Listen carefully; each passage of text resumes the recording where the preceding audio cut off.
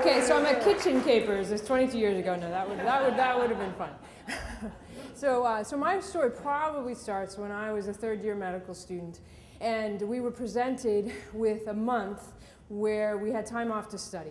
So this was probably the first time for the last 15 years that I'd had a month with absolutely no scheduled activities, which my particular personality did really poorly with, couldn't do anything.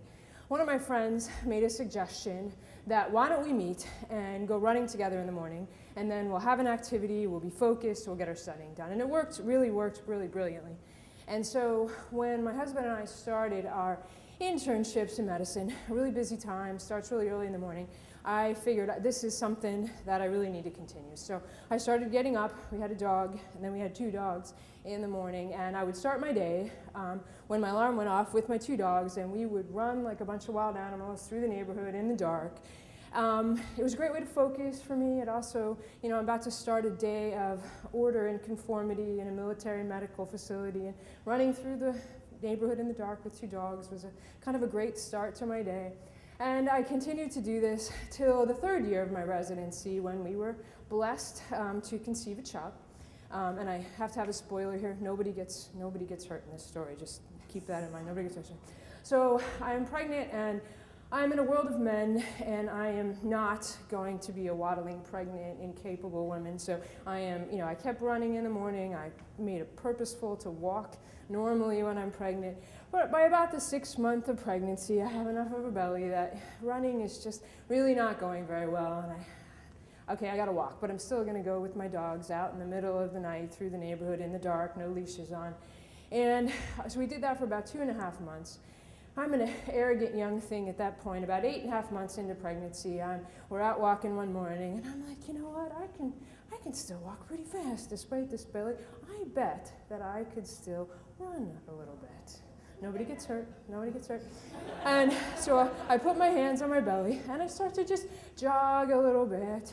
And I always had this idea, because the dogs weren't on leashes, they kind of knew where I was, because I was the leader of the pack. And they must have gotten so excited that I was doing something different. Something must be going on, that they came running over to the leader of the pack, and my speed, or lack thereof, clearly disoriented them. And Jake went right behind me, but Maggie right into the blind spot created by my sweet baby. And I start to go over, nobody gets hurt.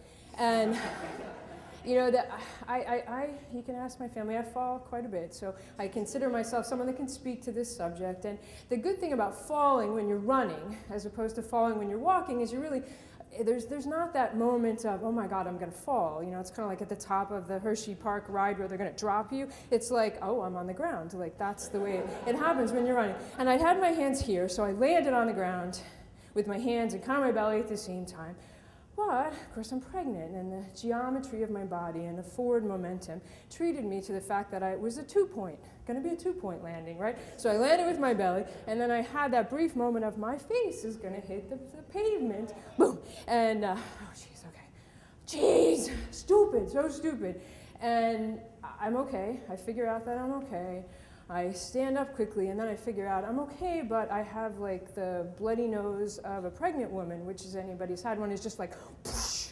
And of course, when it poosh, and you got a belly out to here, now it looks like I've been shot, right? So I'm just a mess, and the dogs kind of come back into my consciousness, and they are both looking at me with the same look on their face that says, oh, so clearly that they might have been speaking. And I'm like, it's dark outside, but the sun's starting to come up, and I'm like, oh my God, I am a hot mess. And if anybody sees me, they're going to start screaming, because I'm like in clothes and sweaty and bloody and two dogs, and I'm like, okay, we have to get home before anybody sees me, because if anybody sees me and starts screaming, I am going to be a hot mess. The dogs, and they say you can't train dogs to do things they don't naturally do. These are like polite wild animals, my dogs at this point, and they flank me protectively on either side for like the 3/4 of a mile that it took to get back home again, and don't leave my side. And we get home, we didn't see anybody. I'm like, I'm safe. But one glance in the hall mirror as I come in, totally gets rid of the delusion that I'm going to put my clothes, shower, and go to work, because I have a gash in my nose and purple under both of my eyes. So, my God. All right, so who can see me and not freak out, right, is my next problem, because I probably got to go get myself checked out. My husband, who is a wonderful person, but he's a surgeon, and I gashed my nose, honey, doesn't seem like a good way to interrupt him in the middle of the day, so who's going to see me? I think about my next door neighbors, who are wonderful people. They're military people. They understand about you don't have family around, and Tom was fighting the Japs when it was way back then, but if his wife, LaVon, answered the door, she's going to faint when she sees me all blood covered.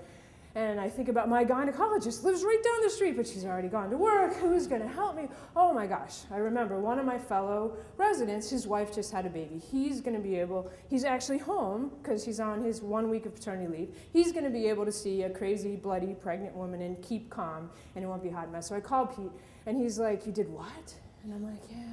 And he's like, okay, did you call labor and delivery? No, I didn't call labor and delivery. Okay, I'm going to call labor and delivery. Did you call Dave? No, I didn't call Dave. I don't want to bother. We got to page Dave. I'll be over in 10 minutes. I'm going to take you to the hospital. I'm like, okay. So I page Dave, and then I catch another look at myself in the mirror, and I'm like, oh my God, I look terrible. I got to jump in the shower. So even if your husband normally takes like 10 minutes to call back, if you're 8.5 months pregnant and you page him to home when you're supposed to be at work, it turns out he calls back really fast. And so he calls back, and I'm in the shower, and I'm just like, oh my gosh. And now I hear he's a hot mess at work, right? And then he luckily calls back again, and I get him, and he's like, oh my God. And I meet him at the hospital, but he gets there before I do, so there's a period of like 5 minutes of him being a hot mess. Isn't that adorable? Because he doesn't know if I'm okay. We get in, they check me in. He goes to go find a plastic surgeon and escort them to labor and delivery, because they don't usually work there, but they have to fix my nose. And we get into labor and delivery, and they put me on the monitor. Baby looks fine, but oh, you're having contractions. And I'm like, oh, and they're like, I think you may have this baby today. And now I'm like, oh my God! Now I'm a hot mess, because I can't have this baby today, I'm not ready. I'm like, David, you go to Walmart right now. We need diapers, we need a binky, we need everything, go! And he's like, okay. And, and now I know my son 22 years later. This was just the first of many. So, Mom, there's been a little change in plans. And he doesn't, of course, come that night. In fact, he's 10 days late. He was fine. And my exercise activities for future pregnancies were very closely supervised.